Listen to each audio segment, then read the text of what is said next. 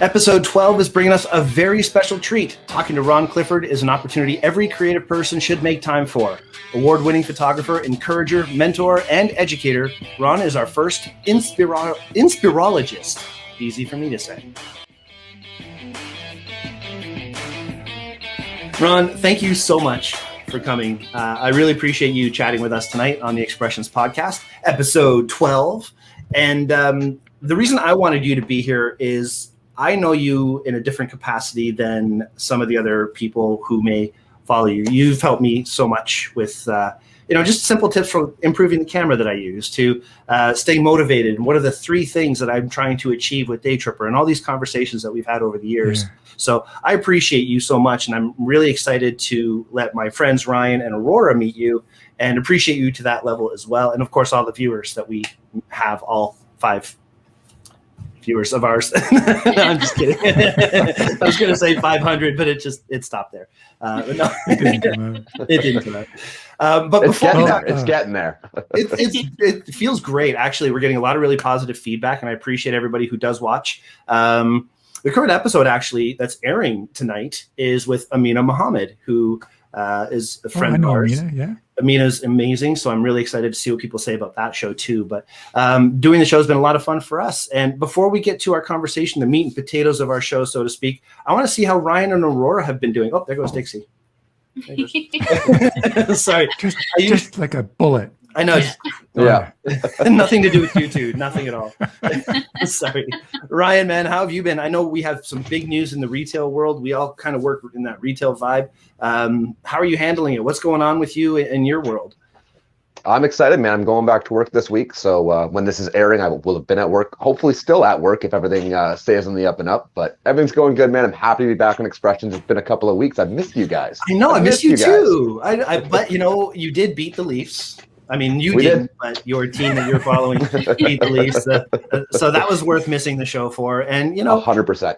We even said it the week before you had to go for a drive with your wife. And I completely respect that because there's a very good likelihood that after this show, Shelly and I are going to be going for a drive. So we do it often and it's a real soul saver. And I hope you had a great time. 100%. Yeah. Awesome, dude. Aurora, how have you been? I didn't see you for a while either. Yeah. I've been doing great. Keeping busy at work with my new store in Woodbridge. It's a gorgeous store. I think I mentioned this last week. New design, very beautiful. The drive isn't too bad either. It's like 30 minutes away from where I live, which is also in Newmarket. Fun fact. Yeah. I'm loving it. I'm excited to get into this conversation today to talk to Ron. I've heard a lot about Ron from Brian. I gush. So yeah, I'm so excited. So thanks for coming on, Ron. Well, I'm happy to be here. Well, let's start talking to you a little bit more. I mean, like I said, I've known you for a while. A fun fact is when this show airs is June 28th. June 28th, you and I spent, was it 2014 together when we did the Google Photo Walk in Toronto? And yes, it was such an important day because June 28th is my birthday. And, on my birthday, I'm hanging out with some super talented you and Don and so many other, Elena, and some of my friends were there. And we just had this really great group of people wandering the streets of Toronto. I made some really cool shots. What happened with Google Plus? I mean, that was a big deal for us for a while. Well, Google Plus was a fantastic place if you were a photographer. Yes. If you did just about anything else, aside from maybe some tech groups, it didn't gain traction. Google Plus was phenomenal. It was actually, I consider it my first social network. I had been encouraged as 2011, I was recovering from debilitating mental illness. And I was kind of really coming out of it around 2011. I had embraced the camera again. I was starting to do teaching. I was doing a lot of photography, and a friend of mine said, "Ron, you just got to get your work out there. Put it out on social media." But I had a Facebook account at the time, and I had 5 people, my family, right, was on Facebook. That was my whole world on social media. And somebody sent me this invite to Google Plus, and I responded to the invite, and And so when I joined, I mean, I automatically was following them, and there was me. So in my world, there was 2 people on Google Plus. So my social media world had grown by 1 more person. But what happened was they shared the work of somebody else that they admired, and suddenly my world on Google was the 3 of us. And then that person shared work from somebody they admired, and then this started happening a lot. And then we started to share multiple people. So we started to share what we were interested in, and my circle began to grow. And as I shared my work, in a short period of time, my following grew. And so this was the magic of Google Plus. We had to join with our real name and our real avatar, and we had an accountability to each other, and the platform grew by organic sharing. That was what we did. And so we shared content and we had conversations, and I found my people. Brian, you and I knew each other sort of. Well, through the store, a little bit. Through the store and kind of knowing of each other, but we didn't really connect until Google Plus happened. I mean, think about the relationships that have developed. People like Don. I interviewed him just last week on for my community on YouTube. For his new macro book. Celebration of his new macro book, which Incredible is book. Outstanding. Honestly, he never holds back, and he didn't hold back, and he produced what I consider the best book on macro I've ever seen. Excellent. So fully endorsed. But guys like that, and then we did the Google Plus photo walks. In the early days, I did like 13 photo walks a year. And the photo walk you're talking of, was that one where Don had his 4x5 camera or a panoramic view camera? He always brought something unique. Always had something different. He had the filters, the infrared filters, and the mirror filters and all that. Yeah. Yeah. Interesting. Always something interesting. But so Google Plus grew, and I learned that I really engaged with my audience there. Before I was a verified user, I had grown an organic following of about 40,000 people, which was completely different to anything else I'd experienced in the world. I thought, what's happening here? Like, I didn't really get it. And then about a year from that time, I had gained my following to nearly 1 million, became a verified user, and then grew to almost 3 million before they closed. If you ask me why it went down the tubes, they dismantled it. Yeah. And they didn't give it the time it needed to mature. So they were trying to rush a product to compete with Facebook.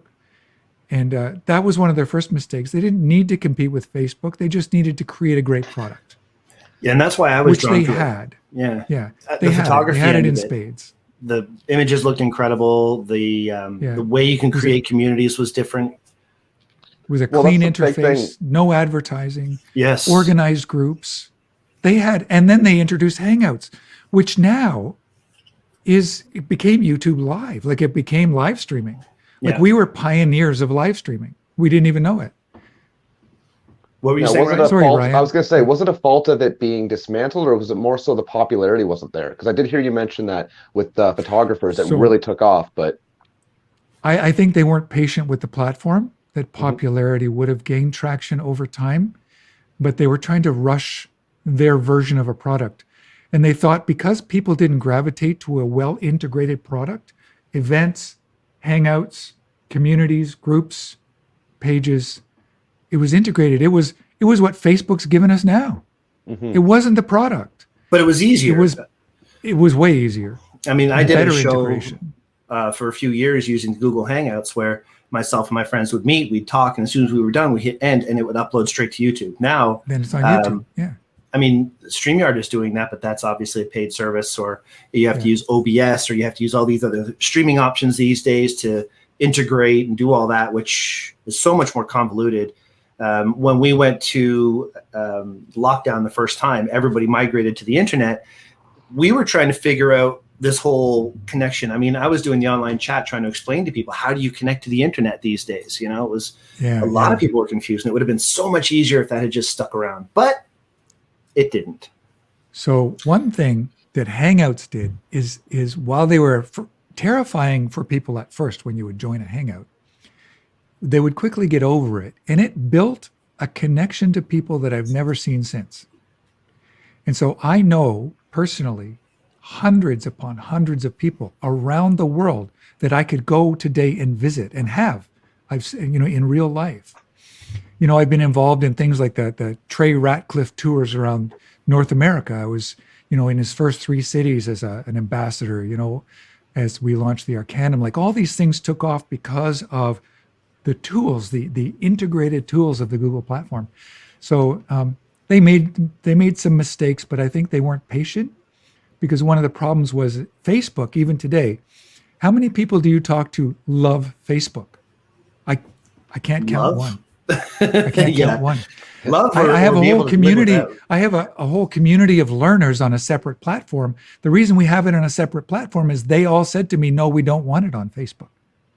I was just locked out of Facebook for 3 days, and I was going crazy. Terrifying, right? It was. Yeah, it was like my whole world was disconnected. But if we had the better platform still, that would be so much better. But speaking of the better platform, and you mentioned the Arcanum, this is kind of getting to what I really wanted to get into, how you are more of a mentor and an educator and an inspirer.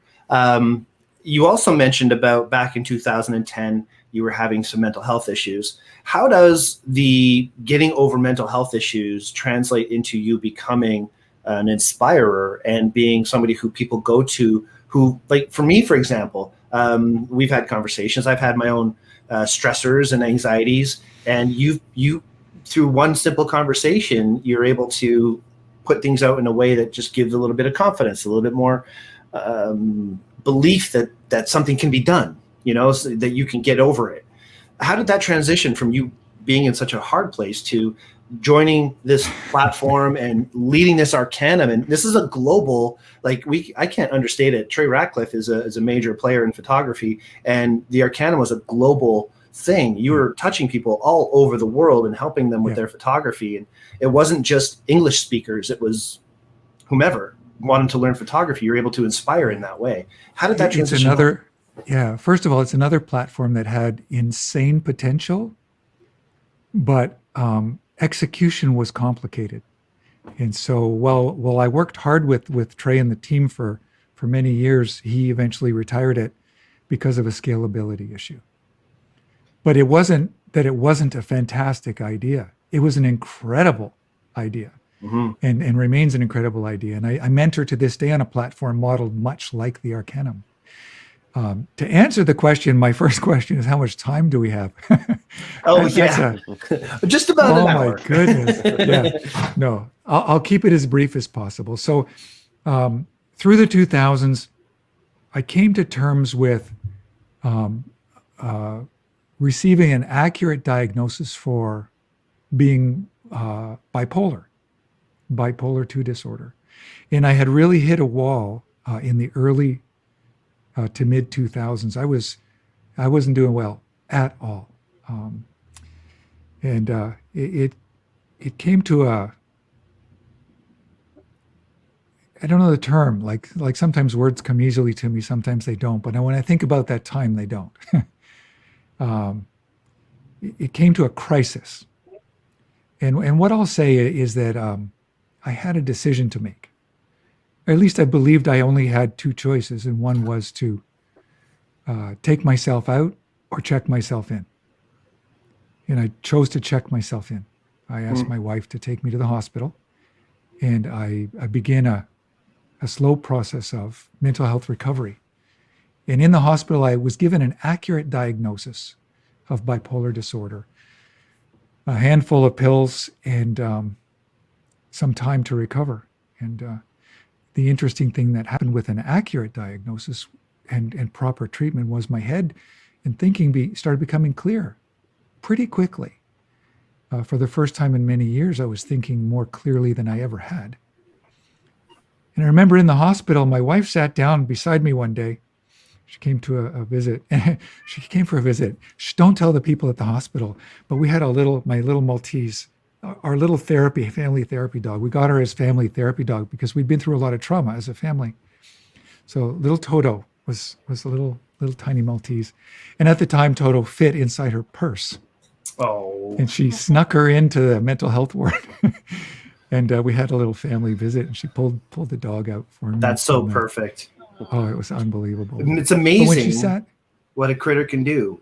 I mean, Dixie just jumped on my lap right here. And yeah, I mean, it's just such an important thing. People, go ahead. Sorry.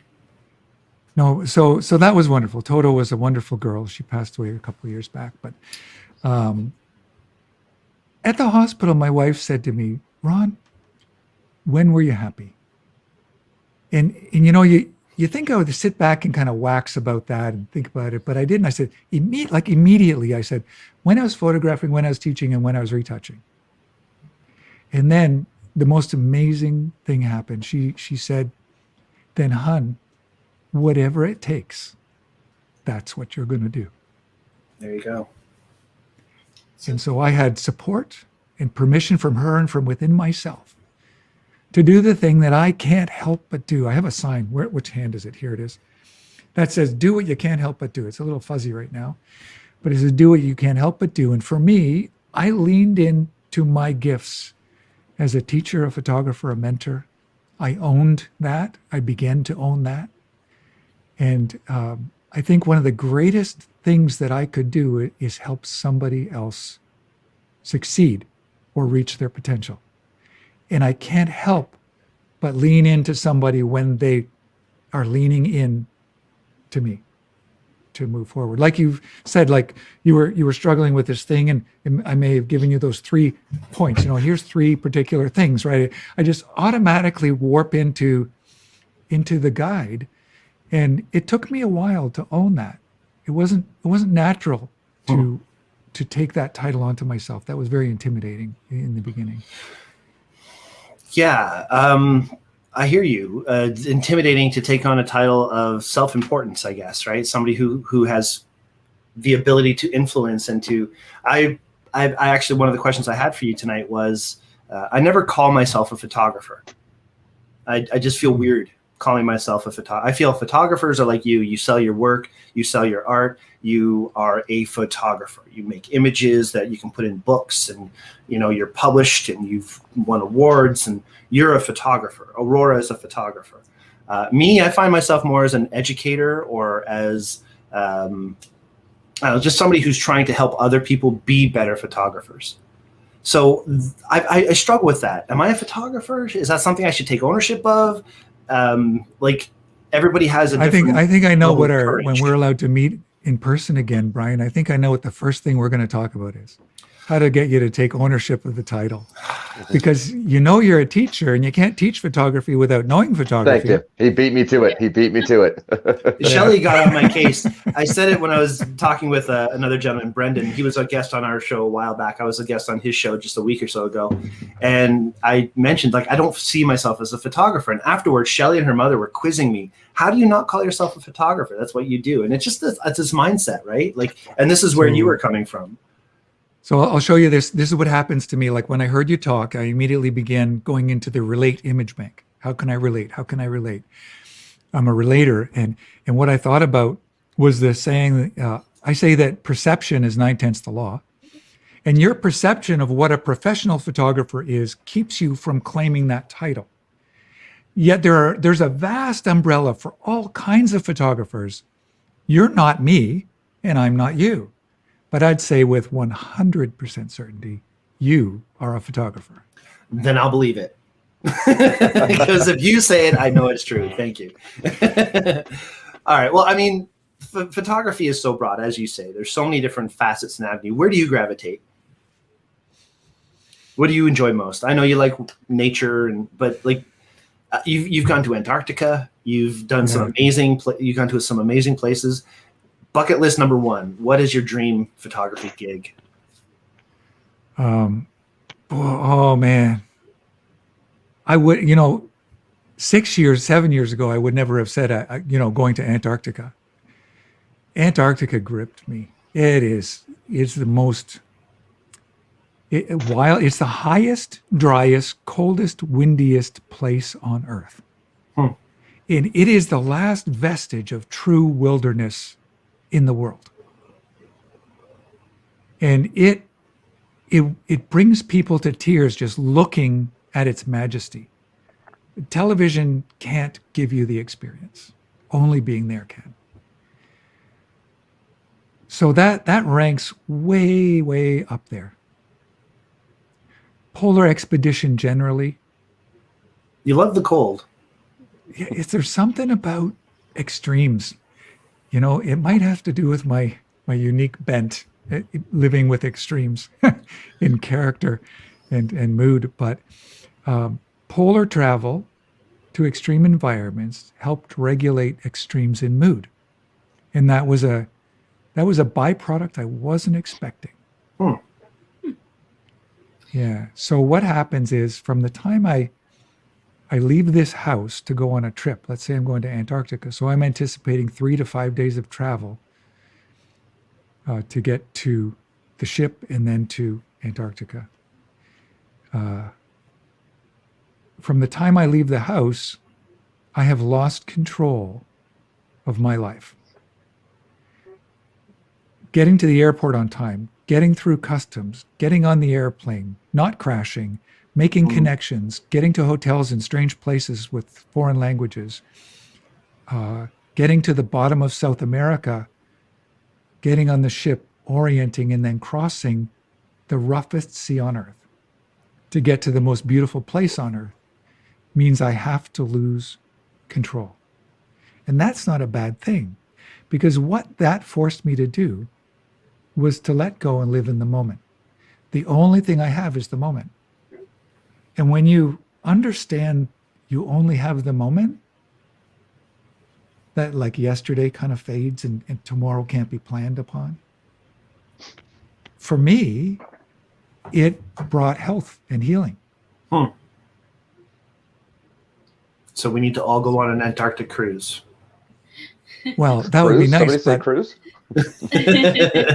we do need to learn the lesson that and photography is great at this, at focusing our distracted mind into the moment. I think I bet you 98% of the photographers I know have an issue with distractibility. Well, let's poll the room. I do. Who else? You're laughing, Aurora. I'm not a photographer, but yeah, definitely. Definitely. Yeah. Yeah, I think this piece of advice is really great. Like, I've struggled with mental health myself. One of the reasons why I'm so involved in the Henry's Foundation, which is a mental health charity that Henry's launched, is because I've struggled with it. And from a relatable point of perspective, about 4 years ago, it's almost the anniversary, 4 years ago, my younger sibling had a manic episode and was diagnosed with bipolar. And although it was not me personally experiencing it, seeing someone who had been so close to me go through something so difficult and still continuing to go on this journey, I feel like this kind of advice would really help someone who's struggling. So focus in on the moment, focus in on now, and try not to worry about, what the future holds, what, the past was. The past is a killer. Yeah.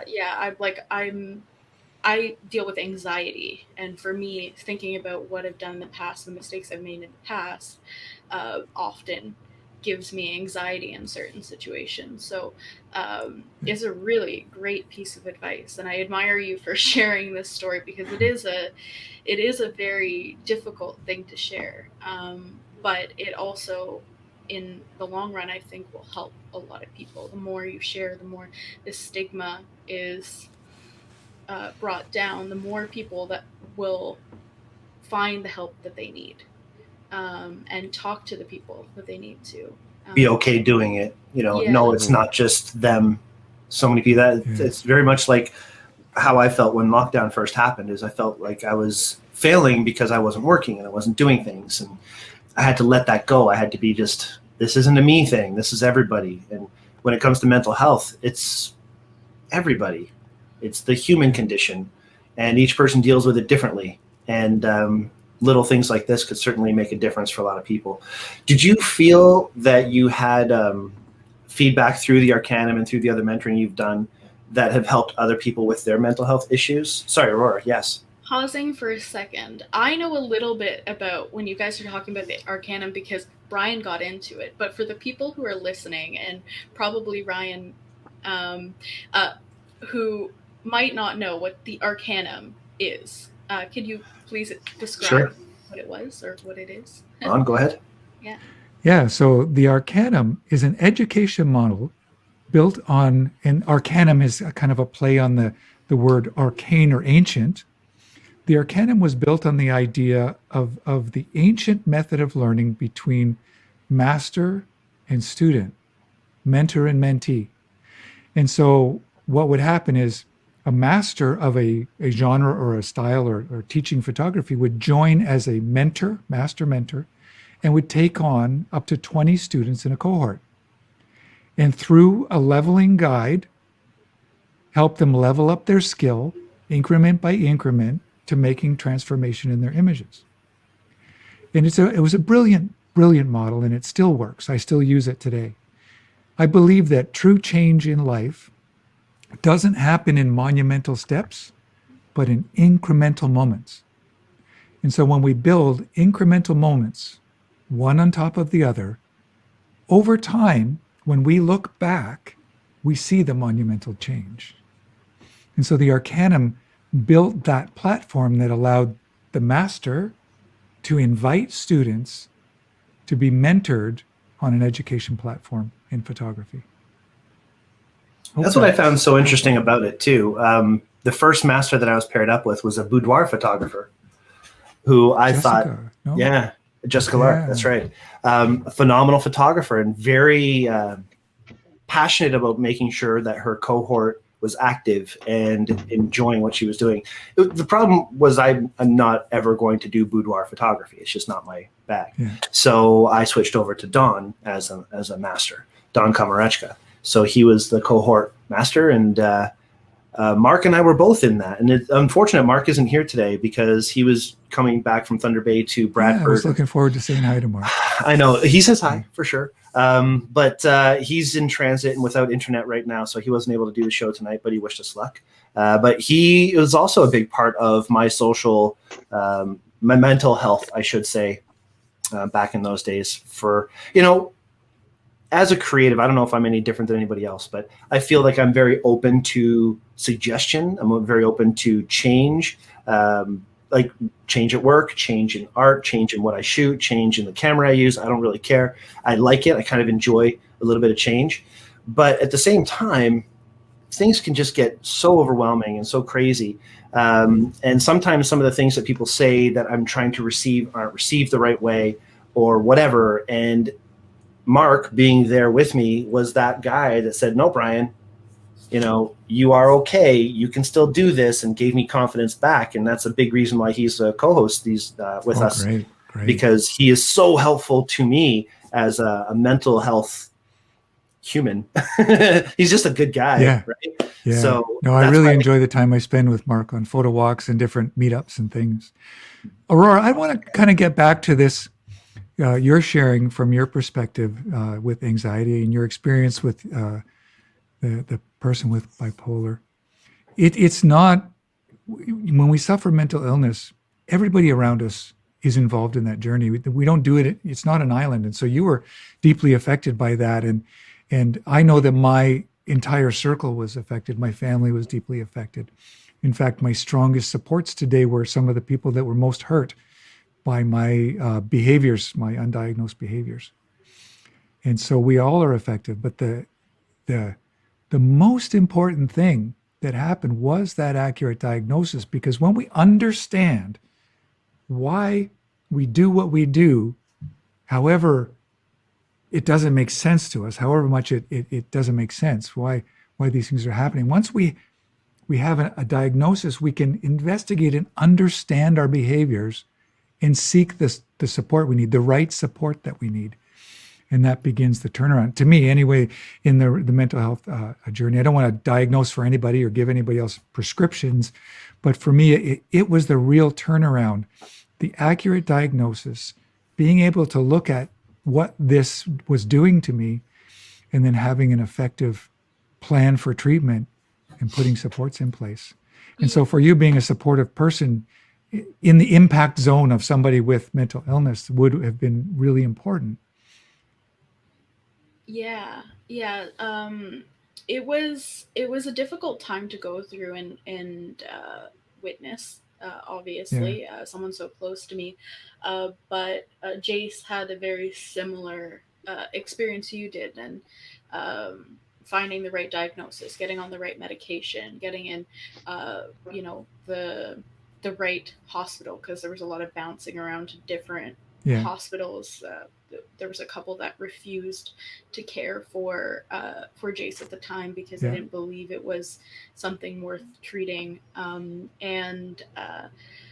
It was hard to see that. However, Jace had a very similar perspective once things leveled out, and how they were able to get back and become even better than they were for years, is a huge thing. Although it's a journey, like it's a journey. There's never, there's still going to be bad days. There's still going to be, even with my anxiety, there's still, tough times. But going through something like this, even in the experience of dealing with anxiety to an extreme limit, I had a point where I was just like fight or flight constant, a few years back. And once you reach out for the help that you need, like I did therapy and that kind of thing, you get these like tools, you get these coping mechanisms that help you through the day and actually later on prevent it from even happening by just changing your behaviors. Almost jump ahead of it. You see it coming, you jump ahead of it. I had a doctor say to me early in my seeking help, before I had the diagnosis, they said to me, "Ron, you have no coping skills whatsoever." And I looked at them and I said, "I don't know what you're talking about. I have alcohol and avoidance." They were working for me then. Of course, I don't use those skills anymore. They were very poor coping skills that led to devastating results. So I don't use those anymore. But learning coping tools is really important on all of our journeys, not just the mental health journey, but all of us. We come into the world and unlike the bird who already knows how to make the nest and hatch eggs and fly south for the winter, we don't have a roadmap. And if we were unfortunate enough to have a dysfunctional family, like most of us have, we were left not knowing, not having the tool belt to take on life's storms.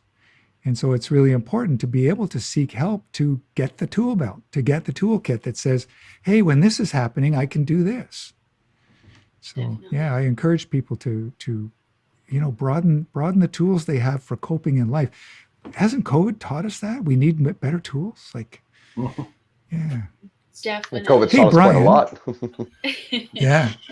I was just looking at this image on my screen I brought up, is an image that was made during an interview with you. It's my avatar taken by Navi. Yes. Can I screen share? Is it possible? Please. Yeah, it's fantastic. I'm just going to briefly screen share. Now, Brian, screen sharing tips. Oh, I don't need that. I just need to. Do we have to turn on screen share, Ryan? So far, I've got it. Should be. Let me see. I don't know. I've never screen shared from my side, but I know people can do it on here. So got it. There you go. So this image was taken by Navi, a friend of ours, who a former employee of Henry's. Current, actually. Yeah, she's still current employed. again. Yeah, she's on mat leave and just possibly coming back. Okay. Yeah. So Brian and Navi invited me to talk about my mental health journey.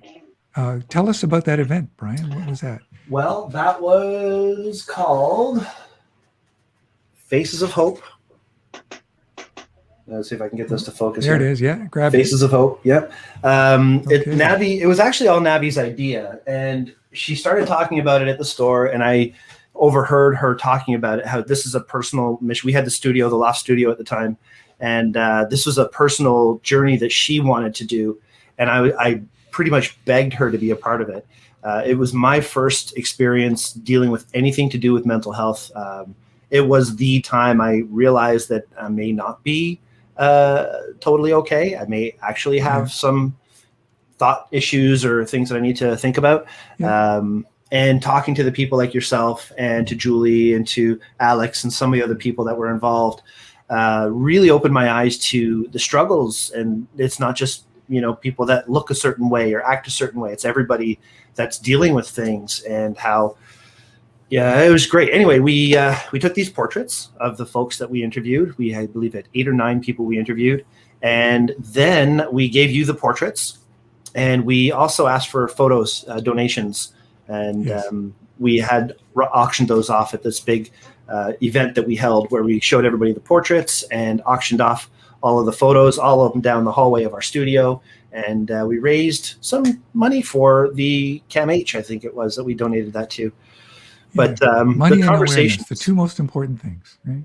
Right. And we had a really good turnout for that. Rob Como was there. He's a movie producer. And there was a lot of really amazing people that came up 45 steps to the Lost Studio that day for our big event. And it was a very proud moment for me. I was so glad I was a part of it. And, just not just raising the money, but like you say, raising the awareness. And even in me, like, I had no idea that I would benefit so much from being a part of something like that. And that was what triggered the whole me thinking that, mental health is something that everybody has to think about. And that's why it's a big part of this podcast. And that's why it's been a big part of what I've done since. I'd say it affects almost everyone. And the reason I bring this up is because when I'm going to pull this back to photography. When I brought that portrait home in the frame, and I put it up, and my wife walked in and she looked at it, and she said, that's like going up. Like we like that. She said, that is the best portrait I've ever seen taken of you. Wow, that's awesome. And the reason that I think that session succeeded is because before we took that picture, you asked me to tell my story. We did a video interview. I'm in the story of the mental health journey and recovery, our ability to tell stories. And that was the catalyst to me being okay with talking about my journey in public. Before that, I was reserved. I wouldn't own the title, the bipolar photographer. I didn't want to own that. I didn't want to attach my journey to my profession because of the stigma around it. And this was literally the catalyst to move me in that direction. Didn't know that. That's amazing. Yeah, so I thought I'd share that. That's amazing. And it also helped informed how I want to photograph others. And I always say, I don't want to take a picture of what you look like. I want to take a picture of who you are. And that informs everything I do now with my photography. If it's a landscape, if it's a polar bear, or if it's a person, I don't just want to take a picture of what something looks like. I want to take a picture of what it is. What's the essence? What's the character behind it? And that's the tie in for my mental health journey to my photography journey. And you were very instrumental in inviting me to that event. That's great. That's awesome. And one of the things that I've always thought of is, I think as a good human, is that we should always be helping everybody around us raise up, whether you're trying to or not. Just by the deeds that you do, if that influences people in a positive way, that's all we can really ask for. So that's awesome. Thank you. Yeah, you're welcome. So Ryan, anything to share? I was kind of curious myself, honestly, when you mentioned early on that you were obviously medicating or trying to cope using alcohol, were there any early signs for you that were, looking back, you can say, I should have tried to get a diagnosis earlier? Things that maybe you could pass on to help somebody that could be in that spot now? Let me do a poll. What is the average amount of time it takes in Canada for somebody who first recognizes they have a mental health problem to getting an accurate diagnosis of bipolar disorder? What do you think the time frame is? Could be anything from, I would think, a couple of years, more than if I were to take a guess on it, but I honestly wouldn't know. I wouldn't know. The average is eight years. For me, it was about 10 years.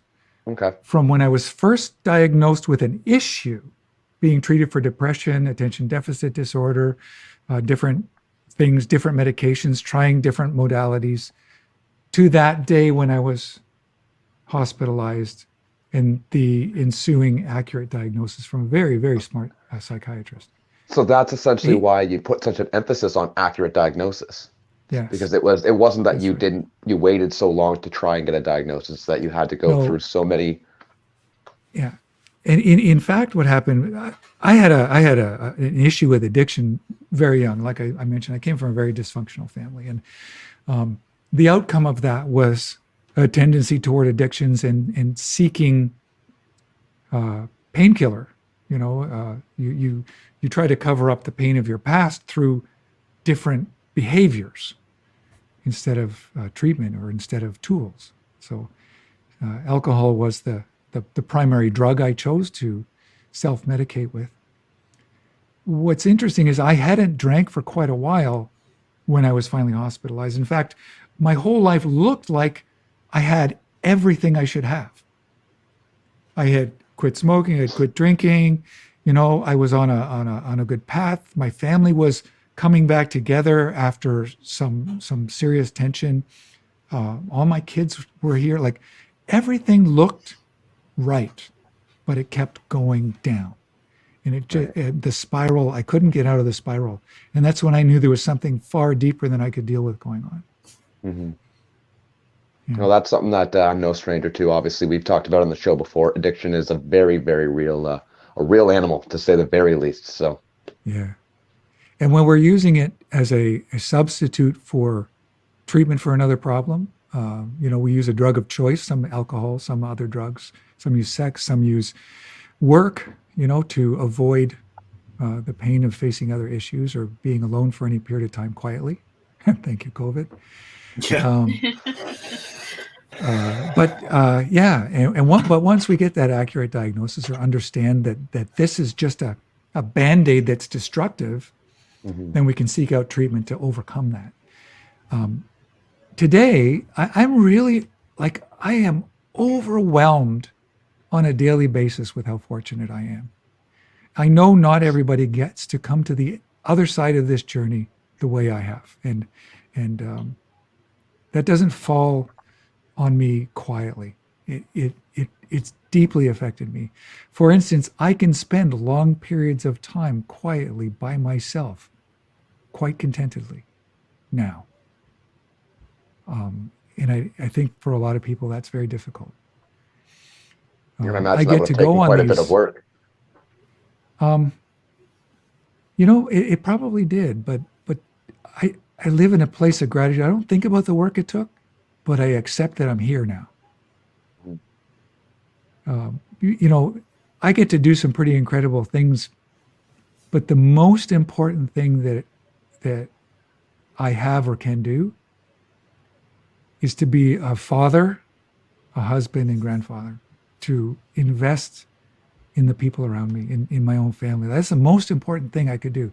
The highest calling for a person, whether be it a man or a woman, I think is parenthood and grandparenthood and being healthy enough to help them through their struggles. And Very well said. Yeah. Very well said. One of the things that we do around this time in a show is we ask for our guests to give a challenge, to issue a challenge to our viewers. It doesn't have to be a photo challenge. It could be a personal challenge. It could be anything, some kind of thing that you think might be to better somebody's situation of life. We asked you the question earlier, and you said let you think about it.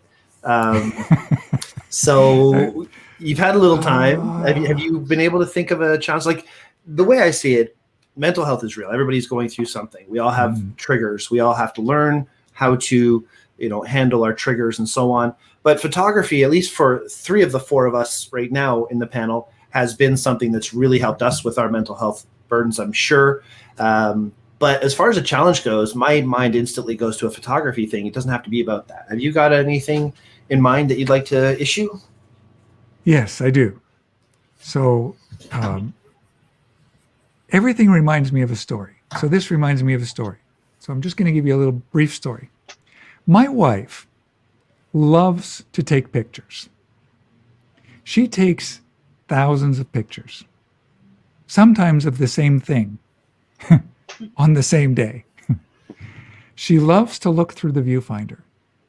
When she started to experience this love for photography, she would get my hand-me-down Nikon cameras, which had the little green A on top, called a green auto.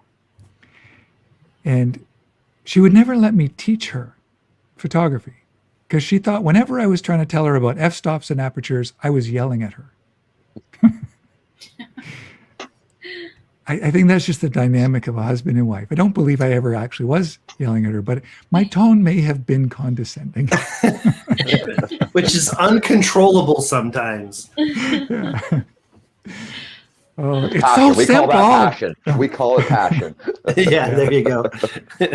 I have an experience that will relate to this a little bit. After you're done, I want to kind of share a story. Hold it in your hand there, because I'm going to get to the challenge. Because what happened was, as my wife started showing me her pictures, she started producing some really unusual and wonderful results. And I thought, you don't know an f-stop from a bus stop, and you're getting these amazing pictures. And so me being the technician, is like, no, you got to know your f-stop, and you got to know your ratios, and you got to know, all these things. And it turns out that the most valuable lesson I could have learned was, while learning your tool well is important as a professional, you can make incredible results by gluing your face to the viewfinder and taking pictures in auto. So the challenge is what I call auto yoga. So you'll understand why I call it auto yoga after you do this and your muscles hurt. But here's the challenge I'm giving you. Take your camera and put it on the automatic mode you're most comfortable with. Yeah, use autofocus and whatever, but take it off manual, even take it off maybe aperture, maybe put it on P for professional program and put it maybe on the green auto. The trouble with the green auto is the flash will pop up when there's low light, whereas if it's on the P on a Nikon, the flash will stay down. And by the way, P does not mean professional. It means program mode, Ryan, just so you know. Okay, perfect. He was joking with that one. I'm joking. It doesn't, yeah. There is no professional mode. I would have left this conversation with a whole batch of bad knowledge. I have to clear things up. Put your camera on automatic. Glue your face to the eye finder or the LCD screen and go out with the intention to take photos. But this is the unique part of the challenge. When you see something, let's say you see a duck, stop and take a picture, but don't stop there. Then just think to yourself, now how can I change my angle of view or perspective and take another one? And then change your angle of view or perspective and take another one. And start rinse and repeating this until you get closer, or you zoom in, or you go wide, or you get low, or you lie on the ground, you shoot through the grass, you shoot through branches, you get close enough that it pecks your lens. By the way, I have a picture of a penguin eating my 16 millimeter lens. Nice. Lying on the ground doing this exercise. So what I want you to do is take a picture of that one thing until it's absolutely sick of you. So you want to take a lot of pictures, 20, 50, 100, I don't care what it takes. And then when it and you are so sick of taking pictures of every conceivable angle, move on to something else. It might be a unique tree. So you see the tree, stop, take a picture, grab the first image, but then stop and think about a different angle. Think about a different perspective. Take another picture and do that again and rotate that through until the tree is slapping you in the face saying, stop taking pictures of me. That exercise alone, getting your head off of settings, off of technology, off of the science of photography, and paying attention to the shapes in your viewfinder will do more for your photography than you can imagine. Awesome. And the people who resist this most will benefit most from it.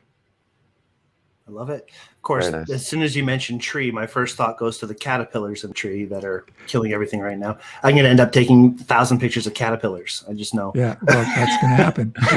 Put your macro lens on and open Don's book. Aurora, you had a thought when I started talking about that.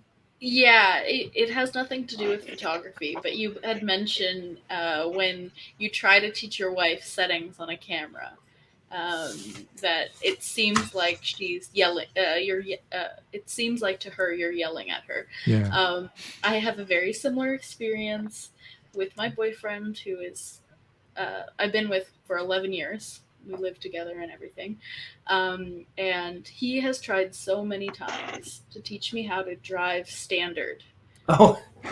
And every time it just, and not every time, almost every time, it ends up being a very stressful situation. And I know his directions and everything are very well meaning, but it does feel like, you know, that yelling or the, okay, you're like the panic kind of thing, because, you know, it's something that from the perspective of maybe someone like your wife in this situation, when you don't know how to do something and you're having someone tell you how to do something while you're doing it, that can be a bit of a stressful situation. Oh, it's easy to get flustered. It's very easy to get flustered. Especially when you're talking about a $4,000 transmission repair. Yeah. So when you said that, this made me laugh, because I immediately thought of that.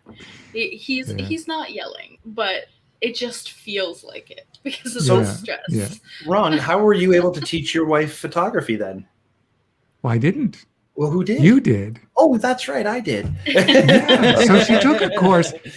To finish that story, she took a course at Henry's, and she would come home and she said, there's this guy, Brian, and he explained everything and I understand it. So I was like, wow, good on him. Yeah. So Aurora, maybe I really teach you to drive appreciate it. standard. Oh, no. Yeah. That's awesome. But Brian has a way of explaining things that just made sense to her. So Layman's terms, that's how I roll. Yeah. Anyway, Ron, thank you so much, man. This has been a great conversation. I've only got 2 more questions for you, unless Ryan, Aurora, you have anything else you'd like to ask first? I'm not in my element. He seems on top of his game. Yeah, I have one question for you. How did you find creativity or photography in the first place? Okay, like, because you had mentioned when first, I'm going to answer that in 2 parts. Okay. I didn't find creativity. Okay. I believe, from the bottom of my heart, that creative is who you are, not what you become. That's true. We don't have to teach kids to be creative. They're imaginative. They play games. They pretend. They color. They go outside the box. They go outside the lines. They build forts. They play house. You don't need to be taught to be creative. That's true. So creative is who you are. We do need to make a decision to nurture it through education, through mentoring, through going to school, courses, just pulling out your colored pencils, and doing it. But we are creative. I discovered photography. I got one of these little Kodak Instamatic. They're horizontal, and you wind them like. Do you remember this, Brian? The Kodak 110. That was the first camera I had. Yeah. Kodak 110. And I don't know, my grandmother. Everybody has to do this when I talk about the Kodak 110. You always have to do this. You got to do that. You got to push the film advance. So you get 12 or 24 pictures.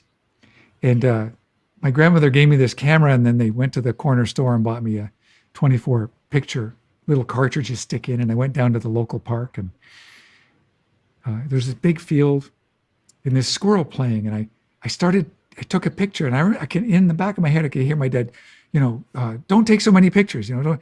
And so in a matter of 10 minutes, I'd taken all 24 pictures. And in my mind, I had the next cover of National Geographic. Oh my God, this is so funny. Squirrel. I was that guy, that picture in my mind is this kid taking pictures of this squirrel romping around the field. And I brought it home, and we sent it in, and we wait. I had to wait. I didn't even get to see the pictures on the back of the camera. And of course, I opened up the package. It came, and I opened up the package, and I pulled out the pictures, and I looked, and I looked, and I looked, and I was like, where is the squirrel? It was this fuzzy black dot in the middle, because what my mind was seeing was not what the camera was taking. It had a big wide angle lens. I was in the middle of a huge field and it was 100 feet away. Oh. I'm laughing because I did the exact same thing. I was in Vermont. And I was in my backyard and there was a squirrel in the tree and I thought, great picture of a squirrel. And of course you get it back and there's trees. Where's the squirrel? Yeah, it's one-time zoom on that thing. I think it's a little slider on the top. That was my first experience with photography. And you would think I would have been crushed in my soul and spirit, but although I was crushed, but later in life, in high school, I'd taken all the art courses I could. I was going to be the next Robert Bateman. I'm a painter and an illustrator. That's how I started. And so in school, I ran out of art courses to take. And the only course I could take was a grade 10 and 11 photography class. And my brother said, you should take this class. And I said, yeah, but that's not real art. Ooh. Yeah. Live and learn. Yeah. Live and learn. I fell in love with the 35 millimeter camera, the darkroom, processing prints, portrait photography, nature photography, landscape photography. I could not get enough. And so I at high school, by the time I was done high school, I was already shooting for money. I was being paid, and I was doing weddings and I was doing portraits, and I wasn't at first a real nature photographer. After that experience with the squirrel, I kind of let go of the dream of being a Nat Geo guy. It's all the squirrel's fault. Oh. But did come back to it later after building a portfolio of winter images that got me trips to the polar regions that reinvigorated my love for wildlife photography as well. That's the story. It was I had to kind of eat crow and realize that the camera was like my paintbrush, Photoshop is my studio, and that was the art I was born to make. Love it. Awesome. Yeah. I always love hearing the backstories. It's true. And I always pick up little things too. Like, there's so many different things. Like, you talk about wildlife and stuff like that. I remember being at a birds of prey workshop with you there when the hawks were flying right between you and moving all over the place. It's just it's such a rush when you get into a good moment with wildlife. But yeah, you can't see it everywhere. So you find other things to shoot. Yeah. Always good. I mean, I think everybody can always appreciate a good photo of wildlife. Yeah. To some degree. Okay, back to the last two questions. The first of the last two questions is, what's your jam? What song do you listen to that just gets you up, gets you excited, gets you working, that you can always rely on to make you feel good, that you every time you put it on, you can't skip past it? Do you have one of those? Oh, I've got a few. Sitting at by the dock of the bay is one of them.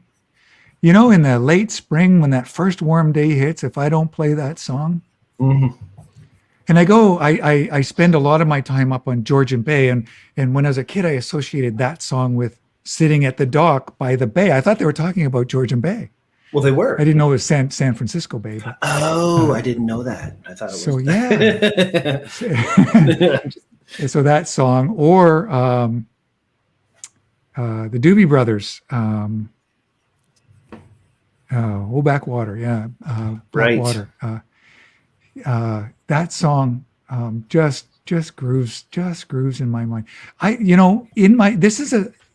Here's something you didn't know about Ron. I wake up with songs in my head. And in this season in my life, I wake up with praise songs in my head, and they're with me all day long. I help out with the tech at church, and I do live streaming, and I'm always listening to the worship team, and I'm always listening to worship music. And I literally wake up with songs in my head, and they stay with me all day long. And it's different songs throughout the day, different song every morning. And that's been going on for a number of years. Every single morning, a new song is in my mind. So, I mean, it's interesting. I know you've been a part of your church and doing things, but this is the first time in our conversation that anything about faith and anything about religion came up. Interesting. I'm not shy to talk about my faith, and I associate it quite frequently to my journey of recovery. And sometimes a door opens where I feel permission to speak quite freely about my faith, about my Lord, and about the journey of faith that helped my recovery. And other times, it's just a conversation, and it's implied. Mm-hmm. It's not a direct. It's not a direct.